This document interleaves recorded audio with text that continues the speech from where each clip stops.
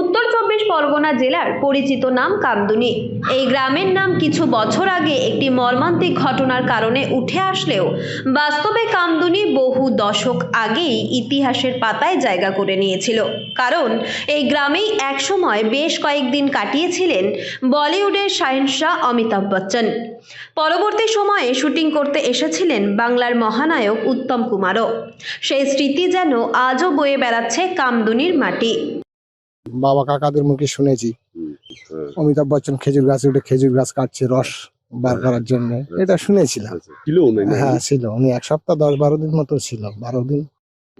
1973 সালে মুক্তিপ্রাপ্ত জনপ্রিয় হিন্দি ছবি সওদাগর ছবির কথা আজও দর্শকদের মনে উজ্জ্বল।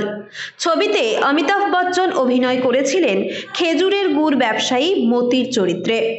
6 ফুট 2 ইঞ্চি লম্বা সেই টল অ্যাংরি ইয়ং ম্যানকে খেজুর গাছে উঠে রস সংগ্রহ করতে কাঁধে রসের ঢিলের বাঁক নিয়ে গ্রামের কাঁচা রাস্তা ধরে হাঁটতে এই দৃশ্য আজও বহু মানুষের মনে গেঁথে রয়েছে।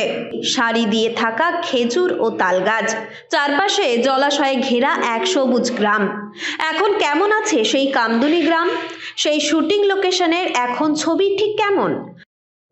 গ্রামের প্রবীণ বাসিন্দা সুকমল মণ্ডল স্মৃতিচারণায় জানান, ছোটবেলায় বড়দের সঙ্গে শুটিং দেখতে গিয়েছিলেন তিনিও। গ্রামে সারি সারি গাড়ি, বড় বড় লাইট আর সামনে থেকে অমিতাভ বচ্চনকে দেখা আজও চোখে ভাসছে তার।